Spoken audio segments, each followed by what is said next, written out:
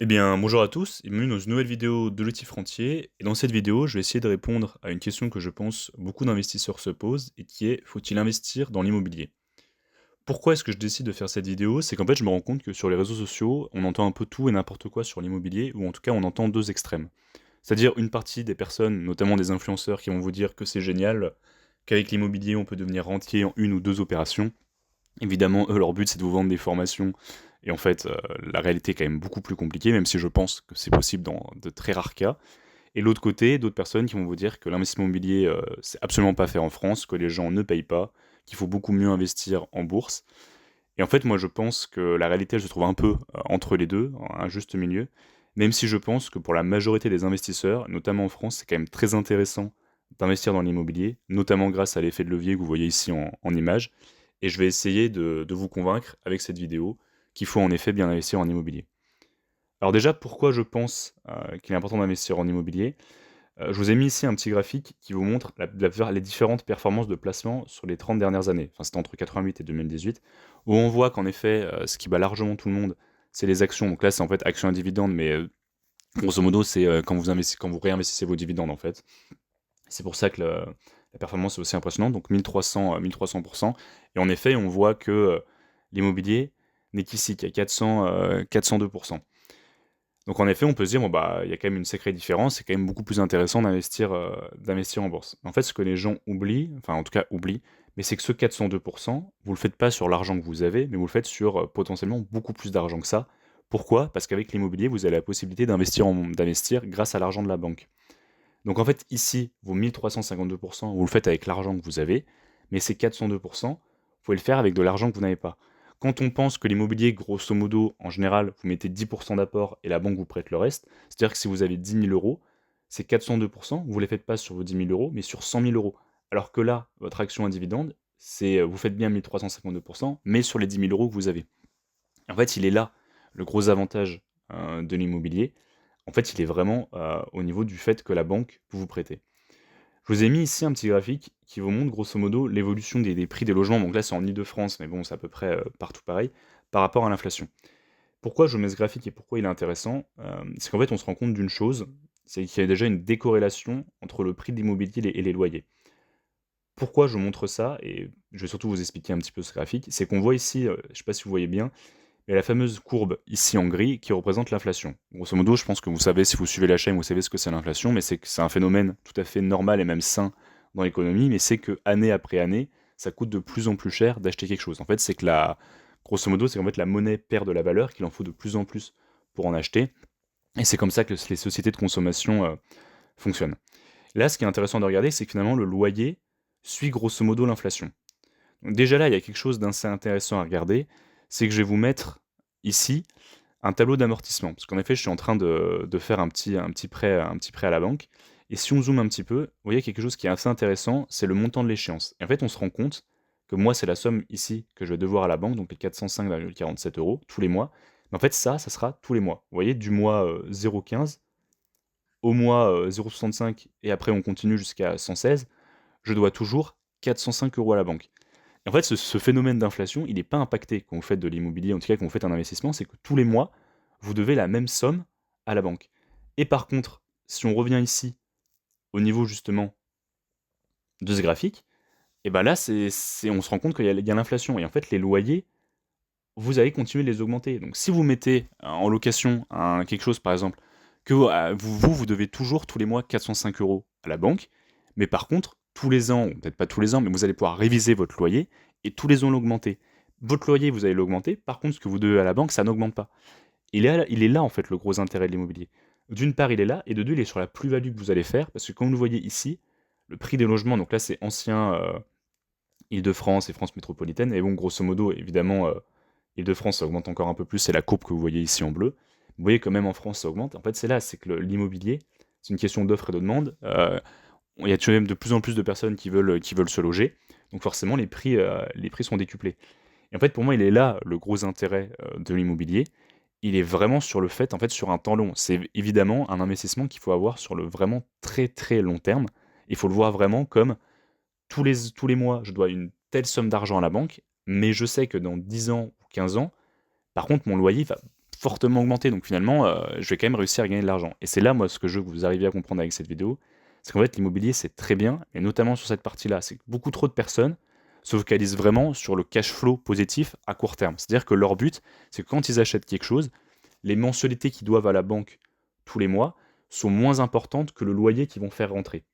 Mais en fait, ça, c'est évidemment, c'est l'idéal, mais il faut avoir quand même une vision long terme. En fait, se dire que quand vous achetez un bien immobilier, si vous l'achetez à peu près dans une zone dynamique, on va dire pas trop perdue, vous êtes à peu près sûr que le prix auquel vous l'avez acheté, vous allez pouvoir le revendre plus cher, justement si vous le gardez un certain temps.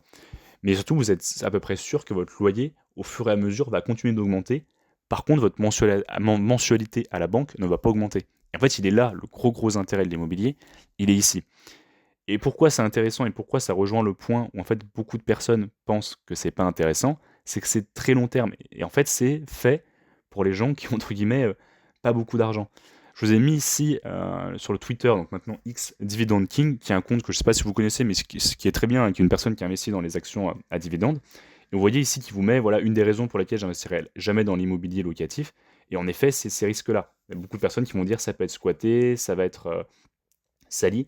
Donc déjà, sur ces personnes-là, il faut quand même regarder, mais les statistiques que je vous ai mis ici sur les loyers impayés, on est à peu près à 3,6% de personnes qui ne payent pas. Donc on n'est pas non plus sur la grande majorité. Évidemment, quand ça arrive, c'est gênant, et c'est sans doute même très chiant pour le dire, mais ça n'arrive pas non plus très souvent. Vous voyez qu'on n'est qu'à 3,6%. Mais surtout, ce que ces gens-là ne vous disent pas, ils vous disent, voilà, l'immobilier, ça sert à rien, il y a énormément d'imprévus, c'est que quand vous allez sur son compte, on va essayer de retrouver ici son patrimoine, il a un patrimoine qui est énorme. Il a un patrimoine, si j'arrive à le retrouver, mais il a un patrimoine de plus d'1 million. Voilà, vous voyez, c'est ici, 1,7 million. Évidemment, quand vous avez un patrimoine aussi important de 1,7 million, vous n'allez pas vous embêter à faire de l'immobilier, vous n'allez pas vous embêter à faire les rendez-vous avec la banque, après gérer les locataires, gérer potentiellement les loyers impayés ou les retards de loyer, faire les roulements entre votre locataire qui part, il faut faire l'état des lieux de sortie, après un nouveau locataire qui rentre, faut faire tout ça, ça prend du temps. Donc évidemment qu'une personne qui a un patrimoine net hyper important, elle va pas s'embêter. Elle va ici elle va regarder ce graphique-là, elle va se dire bon, bah, j'ai énormément d'argent, autant que je l'investisse dans les actions à dividendes, grosso modo, qui font une performance énorme. Mais ça, c'est pour les gens qui ont énormément d'argent.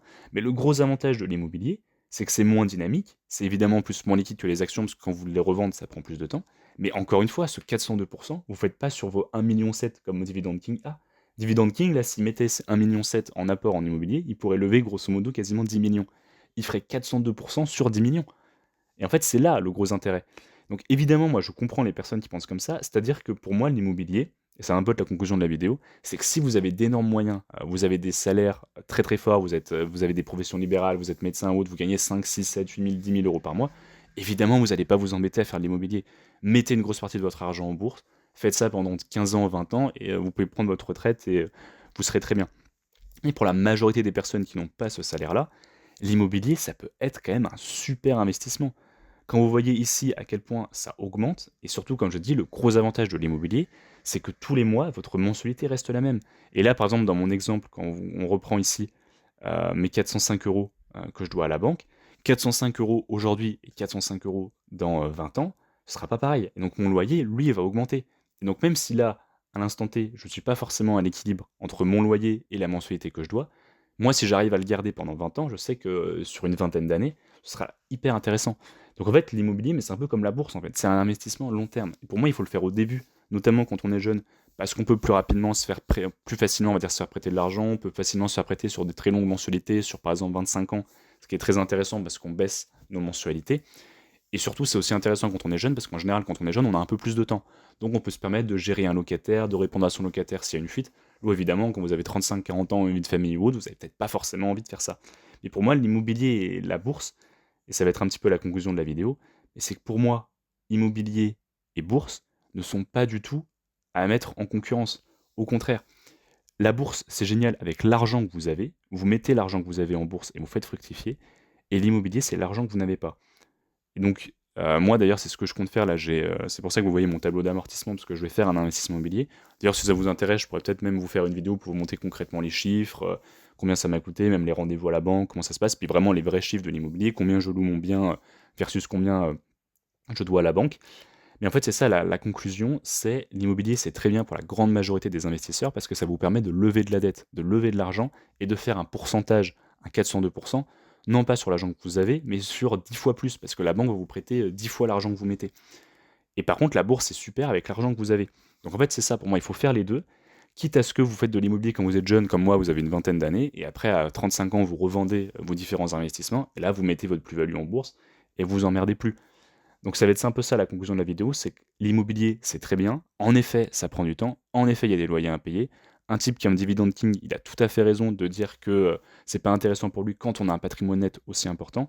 Mais pour la grande majorité des personnes, profitez de cet effet de levier qu'on a en France pour faire de l'investissement immobilier. Vous avez un CDI, levez de la dette, faites quelque chose, faites-en un premier, faites comme moi, prenez un studio, prenez quelque chose qui va pas non plus vous mettre mal si jamais la personne ne paye pas, et au moins vous testez. Et moi je suis persuadé que ça peut être un très bon levier d'enrichissement, mais qu'il faut très bien le faire.